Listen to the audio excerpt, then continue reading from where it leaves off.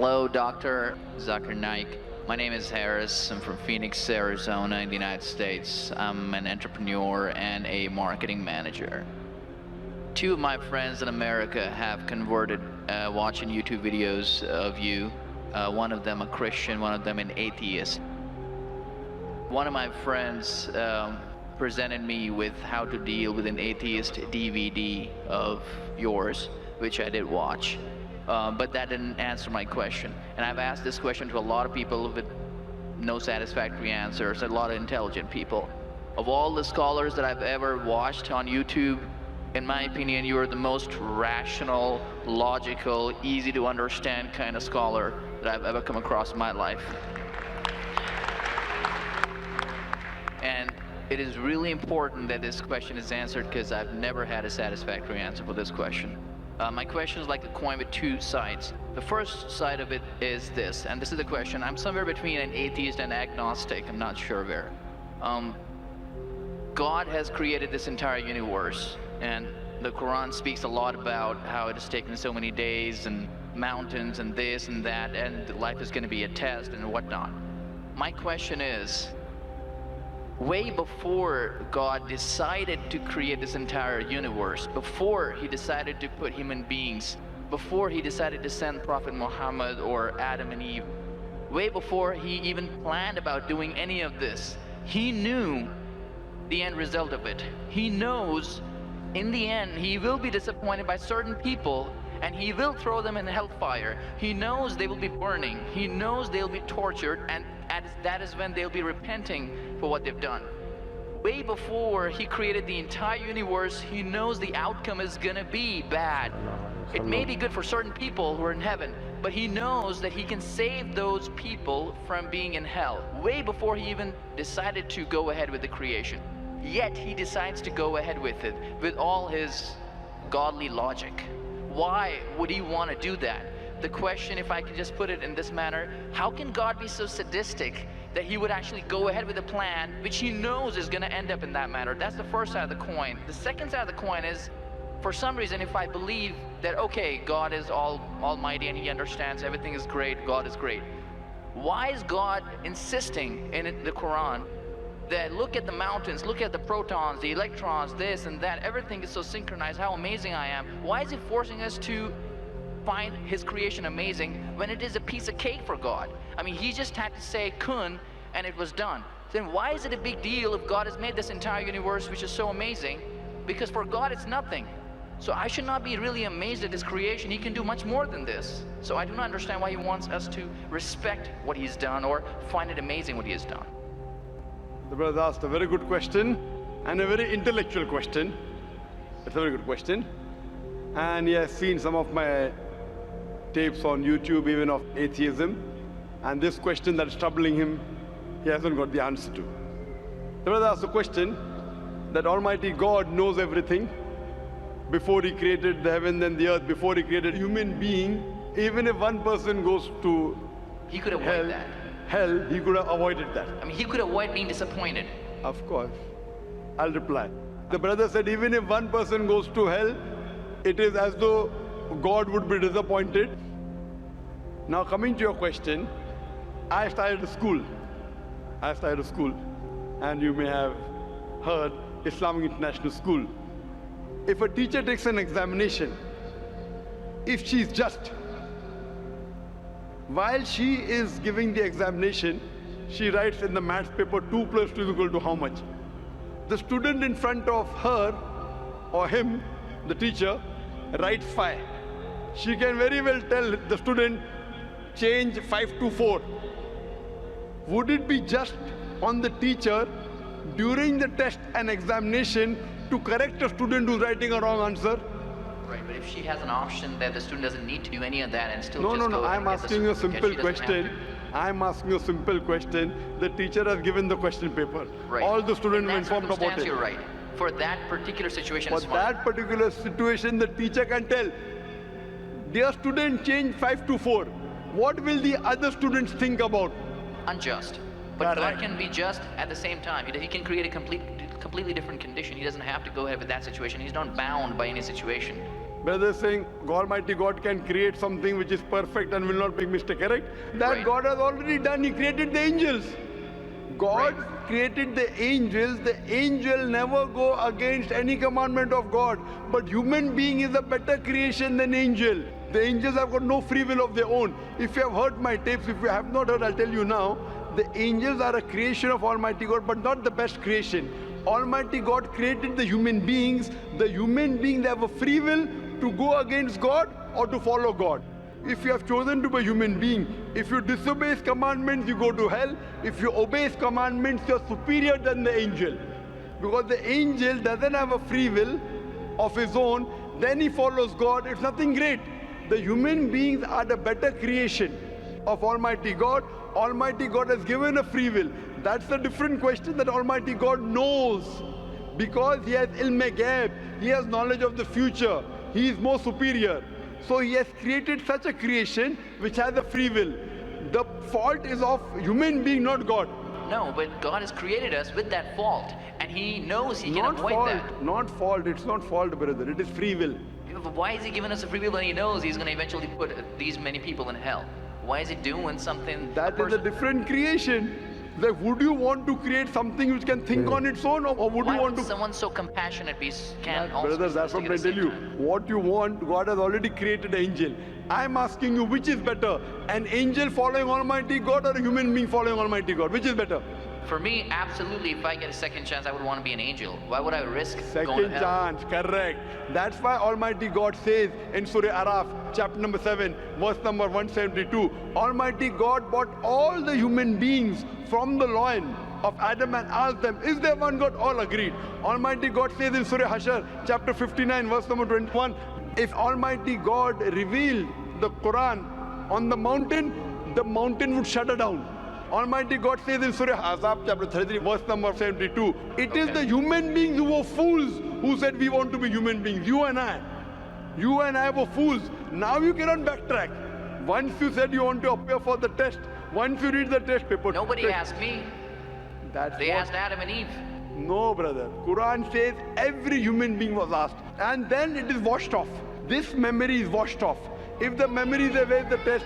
Almighty God says in the Quran, do you want to be a human being? If you become a human being, you can become superior to an angel or can get inferior. If you don't want to become a human being, just pass. Even for argument's Brother, sake, even in that please case. let me complete. You ask the question. All right, go If ahead. you sorry. interject, how will I answer? Sure, go ahead. So Almighty God asked the human beings, and the Quran says, we human beings were fools, you and I both, were fools who opted for the test. Now once you undergo a test, if you follow the commandment after free will, you be superior to an angel. If you disobey Allah, you become inferior to an angel. We wanted to pass with distinction, you and I. You told, I don't remember. Of course you will not remember. And even I don't remember. But I believe in the Quran. On the day of judgment, Almighty God says, not a single human being will object to the justice of Allah. That we'll come to know on the day of judgment. Only thing we'll say, please give us one more chance. Almighty God will say it's too late.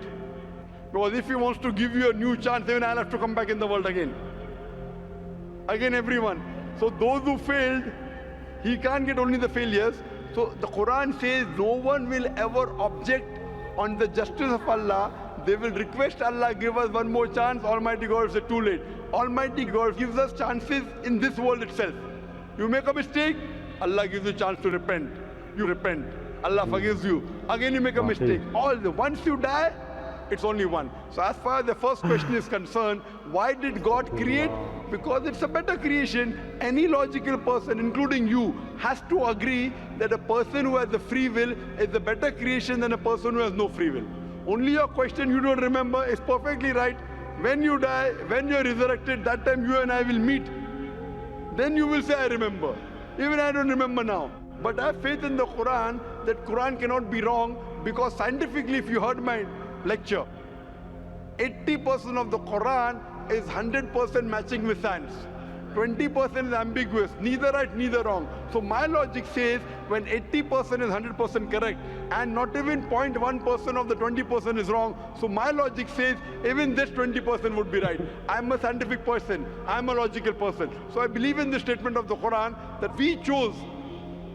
If you wouldn't have chosen, you could have questioned God. Why did you make me a human being? Then God would have been at fault. But God says in the Quran, He asked, the mountains were afraid.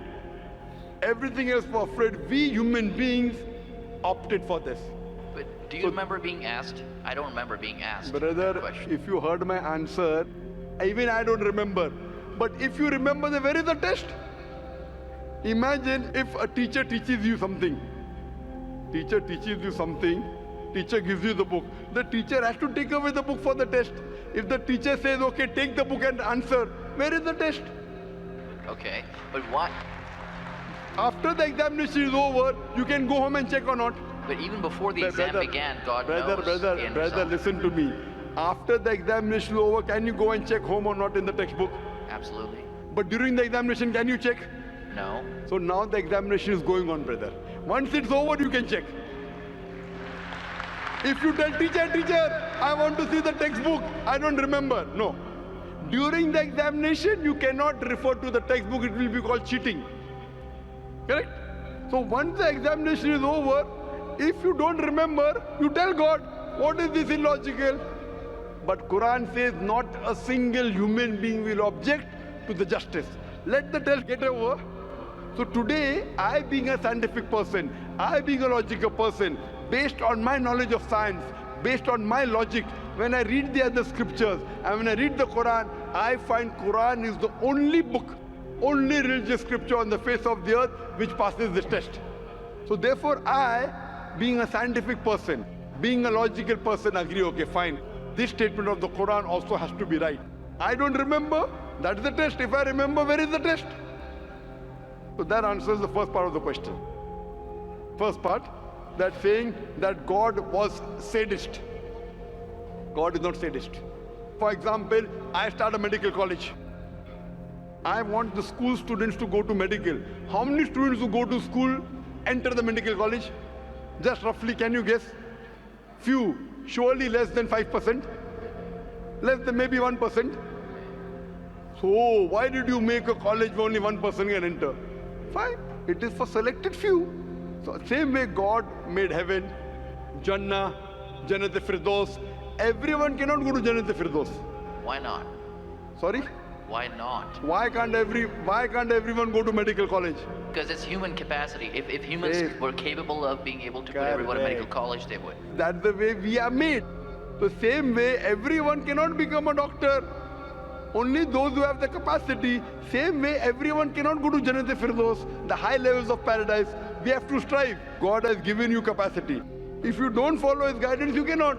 If you follow His guidance, to go to Jannah is very easy. If you're intelligent, it's very easy. If you're intelligent and if you're truthful to yourself. But if you're not truthful to yourself, even a non-intelligent man can go to Jannah. Only thing, you should be truthful. God has given you different options how to follow Him. Some people think they are smart. I tell them they're extra smart. If they were smart, they would see it is crystal clear in black and white that this is the word of God. You have to follow it. That's the reason Francis Bacon said, little knowledge of science makes you an atheist. In-depth knowledge of science makes you a believer in God.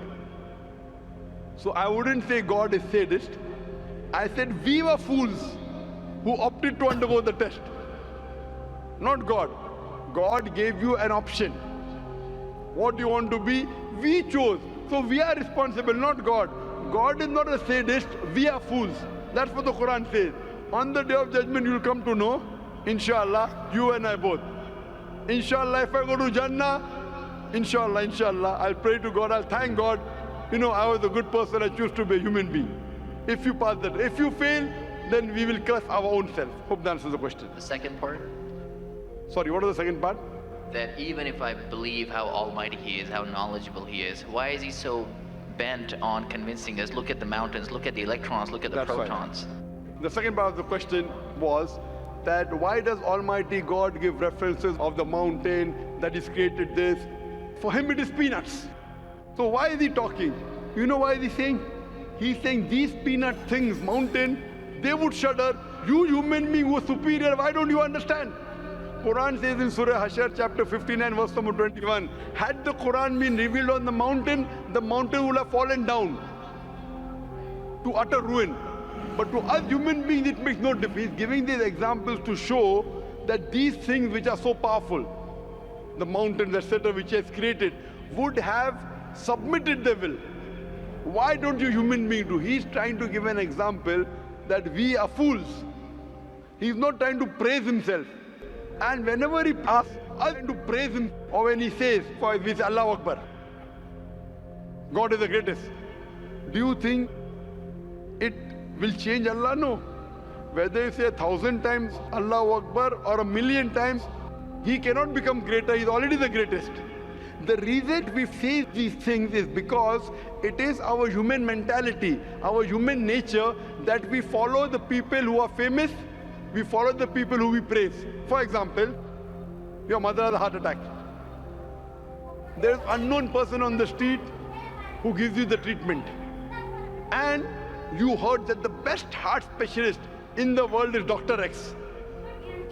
Now, will you follow Dr. X's advice or the person on the street who you don't know? Dr. X. Why? Because Dr. X is famous. People know him. He's the best in the world. So the reason in our salah, in our life, we say Allahu Akbar, Allah is the greatest, Allah is the most wise, Allah is the most intelligent. Why? If we say that, it doesn't benefit Allah. It benefits us. That if we praise Him, we follow Him. If we follow, we go to Jannah. To Allah, it makes no difference. Therefore, Allah says, will you not then believe? Will you not then understand? That means the Quran is revealed to the people for understanding. So He's giving this example not to make Himself great. He's already the greatest. Whether you say 1,000,000 times Allah is the greatest, it will not make a difference to Allah. He's telling it to you. Allah says in the Quran, Allah does not require you, you require Him. So when we praise Him, it is human psychology that the person you praise, person you talk great about, you tend to follow His advice. By following His advice, it will benefit you, it will not benefit Him. He is already the greatest. He is already the merciful. So these are rules and regulations laid down. He is our creator. He knows our mindset. You are a student of science, correct? I am also a student of science. The moment I come to know, Allah mentioned these scientific facts which we came to know today, 50 years back, it increases my faith in Allah. Allah says in Surah Fussilat chapter 41 verse 53, Sanurihim ayatina fil afaqi wa fi anfusihim hatta yatabayyana annahu al-haq. Soon we shall show them our signs in the furthest regions of the horizons and into their soul until it is clear to them that this is the truth. So Allah is giving these examples so that it benefits us. For Him, it makes no difference. It is benefiting us, so He is giving us a chance to follow Him so that we can go to heaven. Hope that answers the question, brother. I recognize His power, and I understand He's amazing and all that He's done. But am I expected to be amazed at His achievements at creating this universe? Because for Him, it's like a 1-second job. Correct. Right? So for Him, which is 1-second job, when He tells you not to have alcohol, if you have alcohol, sure, but am I expected to be amazed at His creation? No, see, the thing is that He is not there to prove Himself better. If you believe that for Him it is peanuts, so will a person lie? No. So if He says don't have alcohol, you will not question Him. No. Don't have pork, you will not question Him. Yeah, but I'm not amazed at His creation because for Him it's nothing. Compared to us, it's amazing. For Him, it's nothing. Right. But compared to us, a person who can create the universe, when he tells me not to have alcohol, I immediately follow. Sure, I don't mind following Him, but do I have to be amazed at His creation, as is said in the Quran?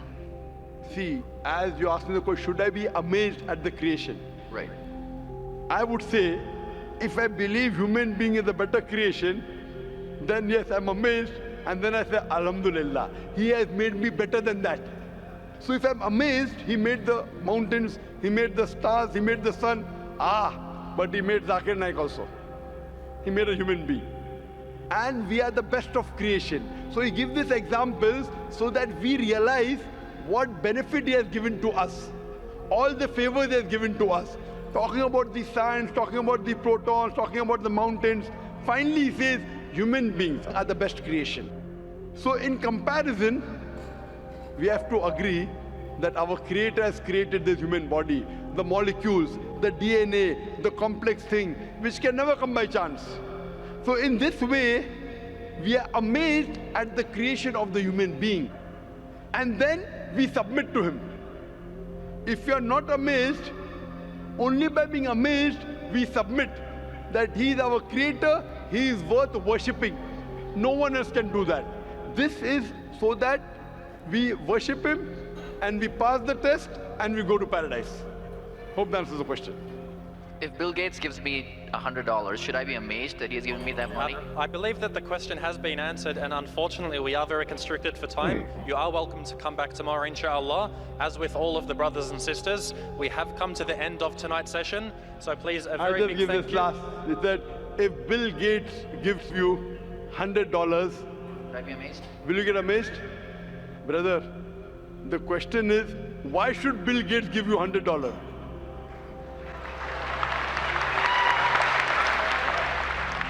If you tell me a Tom, Dick and Harry gives you $100, nothing to be amazed. Bill Gates gave me $100. It's something that he gave you. Why did he give you? Why not somebody else? Why? The question is, why did he give you is the question. Okay. If some Tom, Dick and Harry gives you, if a man on the street gave you $100, Bill Gates. Got it. You got That's it, the no? answer. Got it. I got that. So now you're convinced, huh? Yes, absolutely. That is the answer. So inshallah, I hope that we'll come closer to Islam. So I should not be amazed at the fact that he's given me the money. I should be amazed it's him who's giving the money. Alhamdulillah. Got it. So it was worth the time extending. Alhamdulillah. May Allah reward our dear Sheikh, Dr. Zakir Naik. A big thank you to Dr. Zakir. تو دوستو یہ تھی آج کی video doctor Zakir Naik صاحب کی. اس شو میں آپ نے دیکھا بہت سارے لوگ جو کہ عرب ممالک کی بھی تھے اور بہت سارے غیر ملکی لوگ، لیکن جو بندہ تھا غیر مسلم تھا شاید کیونکہ اس کے ایسے سوالات جو شاید عام بندہ اس کو نہ دے سکے. لیکن ڈاکٹر صاحب نے کتنے اچھے انداز سے اور کتنی خوش اخلاقی سے اس کو ایسے سمجھایا کہ تمام لوگ بھی حیران تھے، اور جو جس بندے کا سوال تھا وہ خود بھی حیران تھا، کیونکہ ڈاکٹر صاحب نے کتنے اچھے انداز سے اس کو سمجھایا اور اللہ تعالیٰ کی تخلیق کو اور اللہ تعالیٰ کے احسانات کو اس کو ایسے تفصیل سے اس کو سمجھایا کہ وہ سمجھ گیا کہ ہاں اس نے کیا کرنا ہے، اور اللہ تعالیٰ نے انسان کو اشرف المخلوقات کیسے بنایا، کیوں بنایا، ہم انسان کیوں پیدا ہوئے، اور اللہ تعالیٰ نے ہمارے اوپر احسانات کیوں کی، اور کیوں اللہ تعالیٰ ہمارے اوپر احسانات کرتے ہیں. اور ویڈیو کی نیچے اردو میں اس لیے ٹرانسلیٹ کیا گیا ہے تاکہ اگر جس بندوں کو سمجھ آتی ہے تو اس کو تو آتی ہے، لیکن جن بھائیوں اور بہنوں کو سمجھ نہیں آتی، زیادہ تر سمجھ نہیں آتی، تو کم سے کم آپ نیچے جو سب ٹائٹل ہے اردو میں آپ اس پہ دیکھ سکتے ہیں، اس میں آپ پڑھ سکتے ہیں. آپ تسلی کر کے اس ویڈیو کو بار بار دوبارہ دیکھیں تاکہ اچھی طریقے سے آپ کو سمجھ آ جائے، کیونکہ ڈاکٹر صاحب نے بڑی گہرائی سے باتیں کی ہے، بہترین انداز میں باتیں کی ہے.